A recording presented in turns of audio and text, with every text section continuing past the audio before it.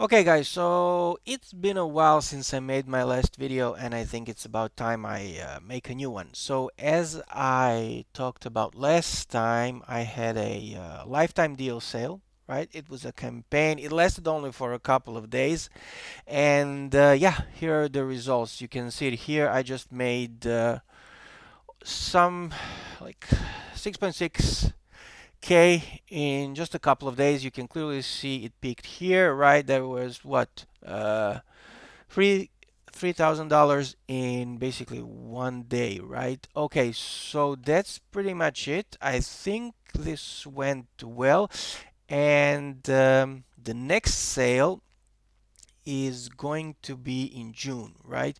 So if we take into account that I just made 6.6K, and the last sale that I had a couple of months ago, that was somewhere around 8K. I'm basically profitable now for the next 30 years. Yeah, that sounds strange, but I actually calculated because my AWS bill is $40 monthly, right? Since I'm using exclusively serverless architecture. And yeah, that's basically it. So if you just take that money into account, so for the next 30 years, I don't actually have to make another dime, and I can run CodeSmash basically on what I've earned now. But in any case, this went well. Something interesting is if you actually look at the products, you'll see actually that. The products that I was selling, the personal plan was $125, the business plan $225, and the enterprise plan was $325. Okay, so two things here. My previous sale, the personal plan was just 45 bucks, the business plan was 95, and enterprise plan was 245. So I've increased the prices because I've added new features, like I said, deploying a static website and deploying like directly Next.js website to the static hosting.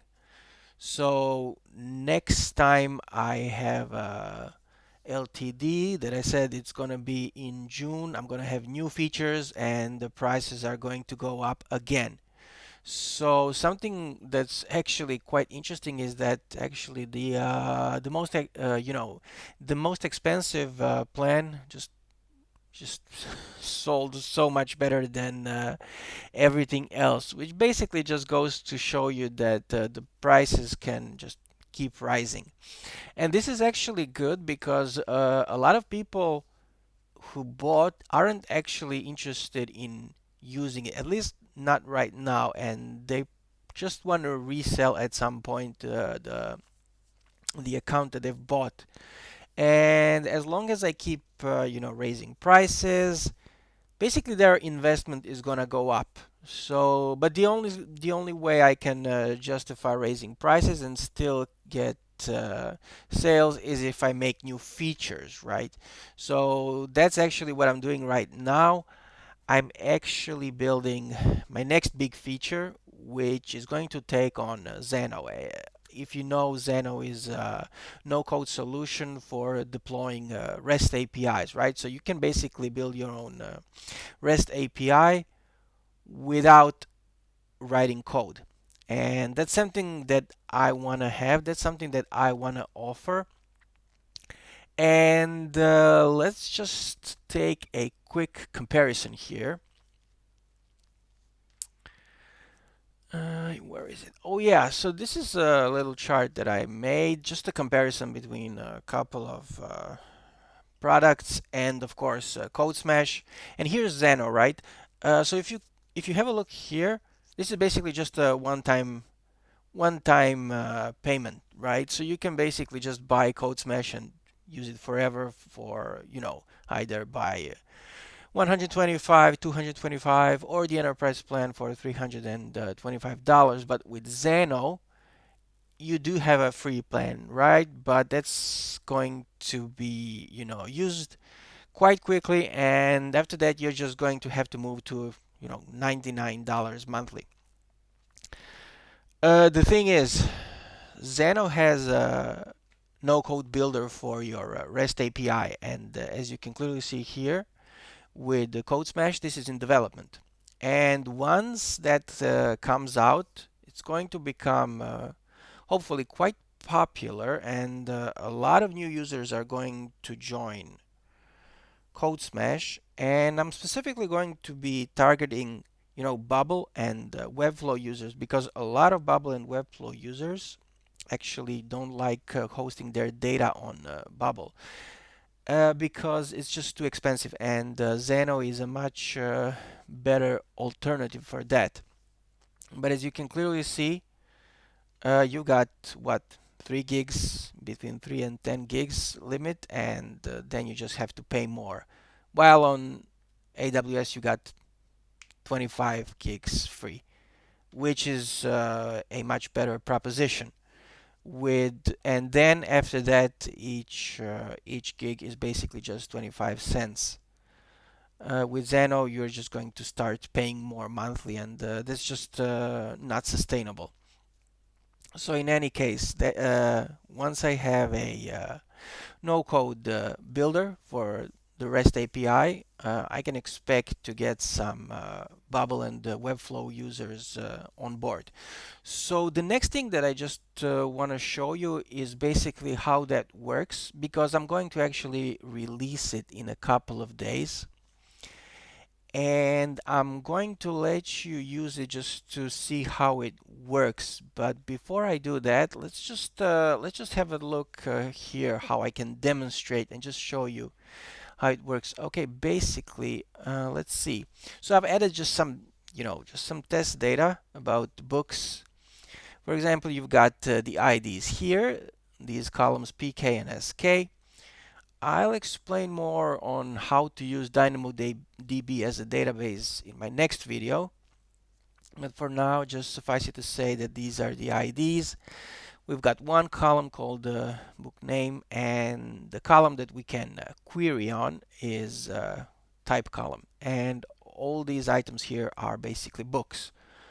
So what you'll be able to do with the no-code builder is basically invoke some functions, right? So the simplest one is basically just to get some data. And as I've just mentioned, you'll be able to query, either get a single item based on the ID, which is this one and this one, PK and SK, or based on type, and then you can just get all the items. So how would you query that? Actually, that's quite simple. Here we are indicating that we're getting data from DynamoDB, from your REST API, and that our index that we are querying on is type. And the only thing that we have to define here is the output variable. So where we want to store this data from the database. So let's just go and say that we want to query on a specific column, which is type. So basically we just go and define basically here you're just defining a JSON object. So it's type, and the type is obviously the book type. And let's just call this variable my books, right? And when you just go here and say run functions, you'll be able to see that all the data that you just saw over there in the database is right here in front of you as a JSON file, right? So this is how you'll be able to get the data back from your REST API. You'll also be able to validate the data. So let's just go and play around here just a bit. Let's see, what can we do? Okay, let's just go and try to set a variable. For example, this is some of the stuff you'll be able to do. One more thing before I actually start, you can clearly see here it says TypeScript. So here you'll be able to just define any type of function that either JavaScript or TypeScript supports. You don't actually need to know how to program. It's just that you will be able to use these expressions if you want. So for example, if you just want to assign some value to a variable, you'll just say, Let's just go with some name, Jimmy, right? Okay, and let's just run this. And now you can see that you have a JSON file that has a property user, and inside that there's another property called name, and the value is Jimmy, right? So we can just keep on, adding new functions. We can just go and add, let's see, it's gonna be 25, right? And the user.age. Yeah, as you can see now, you've got the user that has a name, Jimmy, and the age is 25. So you'll also be able to do some kind of validations, right? Because let's say you're trying to insert some data into the database. You got to check if the user, the parameters that are coming in, if it's basically, if the person is allowed to change the data or insert the data into the database. So let's say that the user has to be, the administrator, the admin. So how do you do that? For example, it's going to go like this. Let's assign another value. For example, user. Okay, no, what am I doing? It's going to be user.role. Okay, set variable. So what do we do? It's going to be admin, right? And user.role. Let's see if this works. Yeah, the role is added. Let's just try to see equals. And then we're basically just going to check whether this here variable, right, this property equals admin. So how do we do that? It's actually quite simple. You just say admin, and we can just copy paste this here. Check. So it's true, right? But what if we say is he a super admin? Well, then it's going to say no, right? And this is where the execution stops, right? So you would probably have another function here that says insert data or update data or delete data or whatever. And if this does not evaluate to true, the execution is just gonna stop. You'll be able to actually do other kind of things. For example, with arrays, right? So let's see. We want to set something like 2, 3, 4, and let's say 5, right? So let's create an array, just numbers, right? So you can clearly see we have an array of numbers, and let's just see if there are some numbers contained here. So which value? Like 4, right? Are they contained in this here variable? Yeah, they are. What about number 44? Nope. Clearly, it's not. It's not here. So you probably get the point of how this is supposed to work. So let's just go and do something with the data in the database. Let's try to get the data on the screen again. So let's see. Something like this again, right? So it's the type that we are querying on, and obviously we want all books. My books. Let's just get this here. So what if we wanted to filter this, right? Okay, let's try to assign another variable because we don't probably want all the books, right? We just want some of them. So in that case, we could do something like this. So let's just say we want to assign just some of the books that we want to read. Okay, let's say books to read, right? So we are going to assign just some of the books from here to this here variable. So how do we do that? So we'll take this here variable, right, where we have all the books, and let's filter them. And this is where actually TypeScript comes in useful, because we can actually filter on the variable. So let me show you how this is done.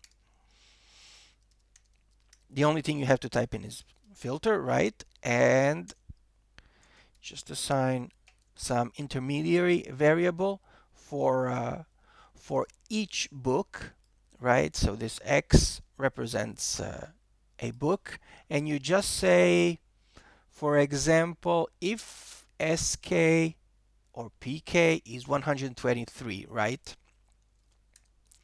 So this book obviously has this property, so we'll say x.pk equals 123. So let's see what happens if we execute this. Obviously, we get another field, right?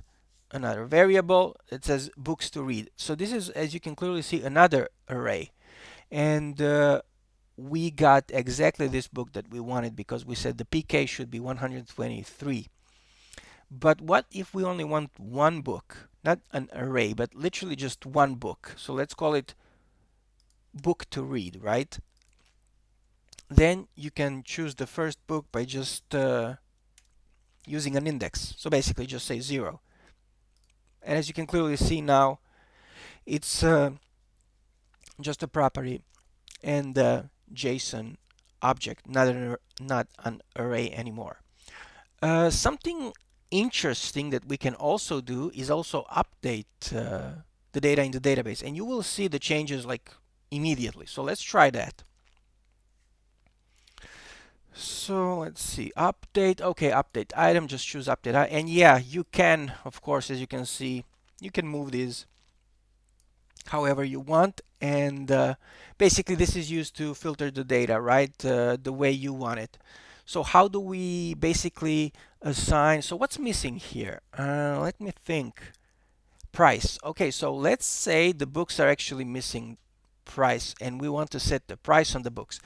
Let's say that we want to set the price on this book here. That means we'll say that it costs, 500. Okay, so how do we do that? We just have to know exactly which book by ID we want to update. And obviously ID is these two together. So it's SK and PK, which is 123. So the only thing we have to do is just create another JSON object. And by the way, before I update this, I'm just going to explain that all of these functions that you stack together, you'll be able to save them as another function.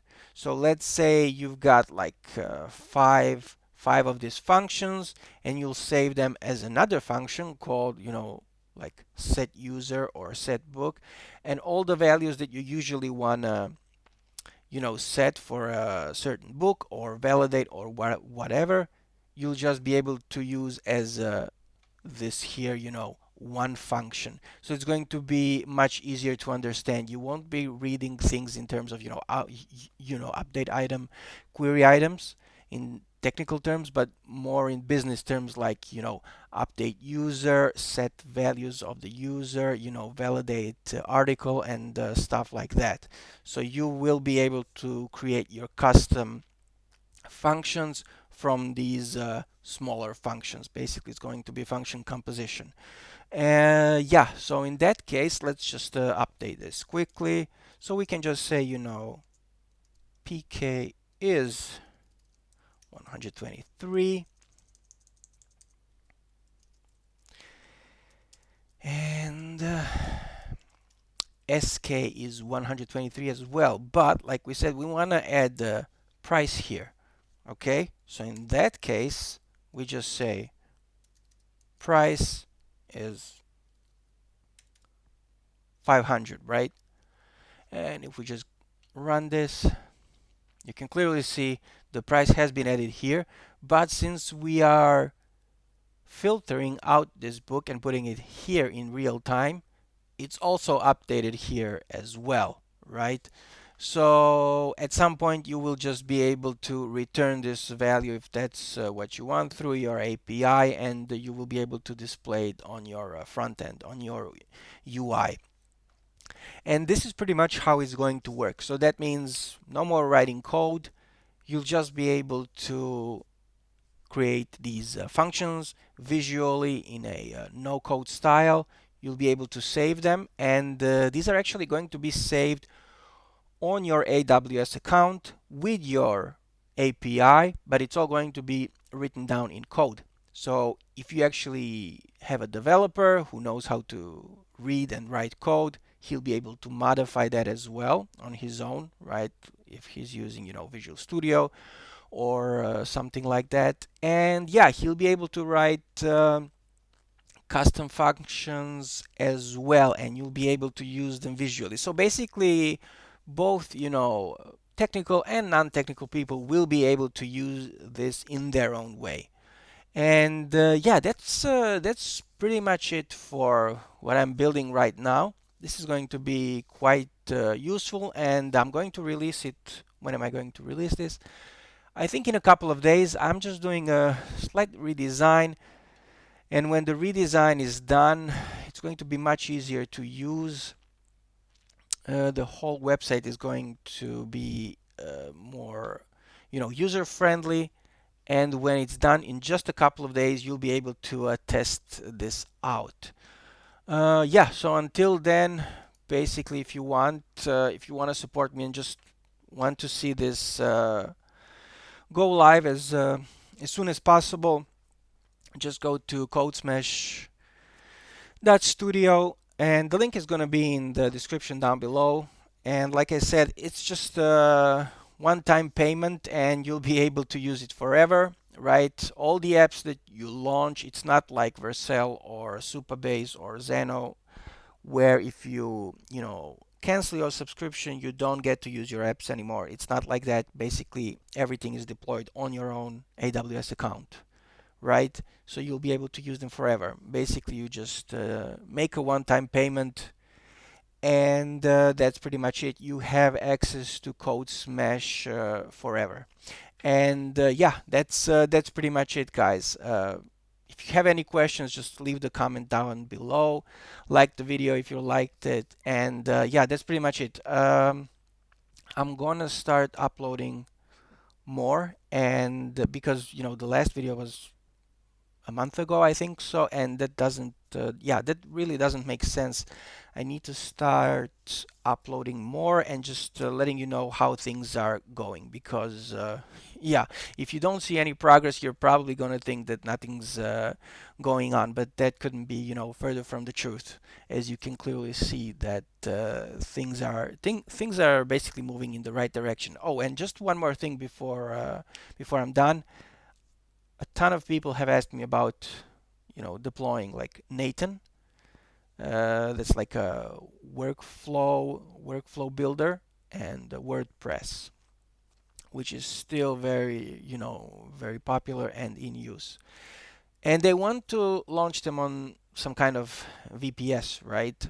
Like virtual private server. And yes, as soon as I'm done with this feature, I'm going to work on deploying VPS. So basically, you'll be able to deploy a VPS on your AWS account and just deploy, stuff like Nathan, anything, right? WordPress, and it's going to be much easier. So it's going to be unlimited deploys, right? Just like with the CodeSmash now, with websites, unlimited deploys, and it's not going to cost you anything. So it's just going to be, like I said, still one-time payment. But like I said, with each new features, I'm basically just increasing the price. So the sooner you get in, the better. And yeah, that's it for this video. And guys, thanks again for watching. I'll talk to you next time.